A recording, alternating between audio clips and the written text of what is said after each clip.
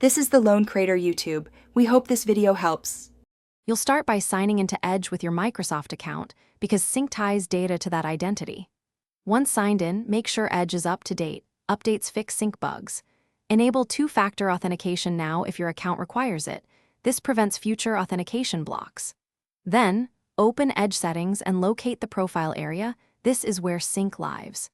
Don't skip checking internet connectivity because sync cannot initialize without a stable connection. Proceed when you see your profile avatar in the top right. Next, enable sync from Settings Profile Sync because this activates data transfer across devices.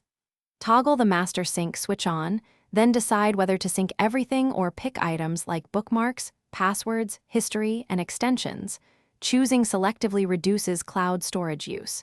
If you use a work account, check admin policies that may limit types you can sync.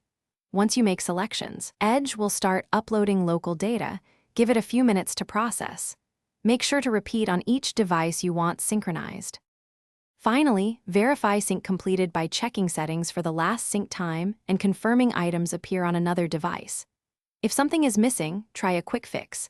Sign out of Edge and sign back in, then restart the browser. This refreshes tokens.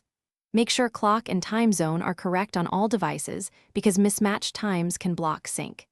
If problems persist, reset sync from your Microsoft account or clear local sync data. This forces a fresh upload. One tip: enable diagnostic logging before. Thanks for watching. Consider subscribing if we helped you.